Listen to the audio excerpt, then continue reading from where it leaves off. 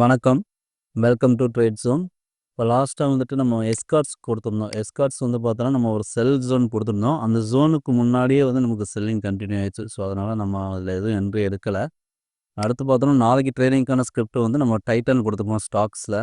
Nifty, bank Nifty, Titan இந்த 3க்கும் levels என்ன அப்படிங்கிறத பார்ப்போம். இப்போ நிஃப்டியோட லெவல்ஸ் பார்த்தோம் அப்படின்னா, R1 R2 23,817, 23,873, S1 S2 23,584, 23,453. Market பார்த்தோம் அப்படின்னா இன்றைக்கி வந்து ஒரு கேப் அப் ஆகிட்டு ஒரு சைட்வேஸ் மூவ்லேயே முடிச்சிருக்காங்க.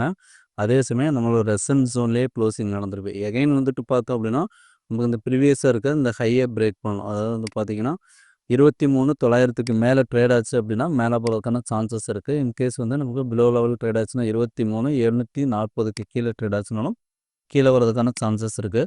இன்கேஸ் நம்மளோட S1 ரேஞ்ச் வந்ததுன்னா பைக்கான சான்சஸ் இருக்குது. ஸோ வெயிட் பண்ணி பார்ப்போம்.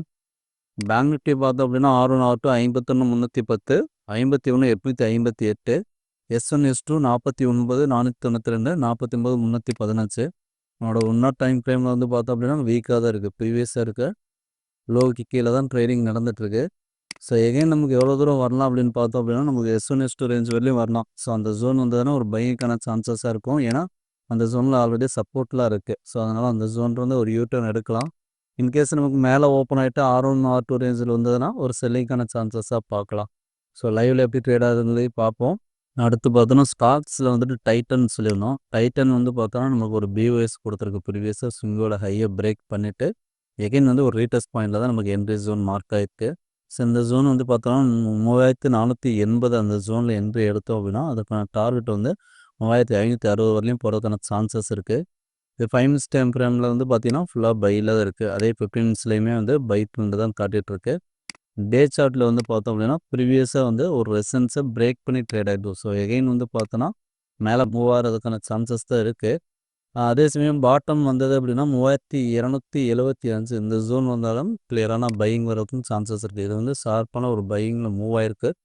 இன்கேஸ் வந்து இந்த டே லோ பிரேக் ஆச்சுனாலும் ஒரு சின்ன செல்லிங் வர்றதுக்கும் சான்சஸ் இருக்குது. ஸோ இந்த இடத்துல நம்ம என்ட்ரி எடுக்கிறோம் அப்படின்னா இந்த 5 மினிட்ஸ் டைம் ஃப்ரேமோட ஸ்டாப் லாஸை வச்சு தான் என்ட்ரி எடுக்கணும். ப்ரீவியஸாக இருக்க இந்த லோவை தான் வச்சுக்கணும். ஸோ லைவில் எப்படி ட்ரேட் ஆகுது அப்படிங்கிறதையும் வெயிட் பண்ணி பார்ப்போம். இப்போ பார்த்தோன்னா இந்த 3 ஸ்கிரிப்ட்டுக்குமே லெவல்ஸ் சொல்லியிருப்போம். ஸ்டாப் லாஸ் டார்கெட் வேணும் அப்படின்னா லைவ் மார்க்கெட்டில் பிங் பண்ண இல்லைனா கால் பண்ணுங்கள். தேங்க்யூ. இந்த யூடியூப் சேனலில் கொடுத்துருக்க வீடியோஸ் எல்லாமே வந்து பார்த்தோன்னா ஒன்லி ஃபார் லேர்னிங் பர்பஸ்க்காக மட்டும்தான். We are not a SEBI registered technical analyst. நாம் என்னென்ன சர்வீசஸ் பண்ணியிருக்கோம்னா SMC கான்செப்டை பயன்படுத்தி எப்படி ட்ரேட் பண்ணணும், அதாவது வந்து பார்த்தோன்னா சின்ன ஸ்டாப்லஸில் பெரிய டார்கெட்டுக்கு எப்படி ஒர்க் பண்ணணும் அப்படிங்கிற விஷயம் எல்லாமே அந்த SMC கான்செப்டில் வரும். அதன் கூட வந்து நம்ம ஒரு அமி புரோக்கர் சாஃப்ட்வேர் வச்சு ஒரு டூல் வச்சு நம்ம இன்னும் வந்து ஸ்டாப்லஸை மினிமைஸில் எப்படி வச்சுட்டு மேக்ஸிமம் டார்கெட்டுக்கு எப்படி ஒர்க் பண்ணுறது அப்படிங்கிற டீட்டெயில்ஸ் எல்லாமே இருக்கும். இதை பற்றின டீட்டெயில்ஸ் வேணும் அப்படின்னா நம்மளோட கான்டாக்ட் நம்பருக்கு கால் பண்ணிங்க அப்படின்னா இதை பற்றின டீட்டெயில்ஸ் உங்களுக்கு கிடைக்கும். தேங்க்யூ.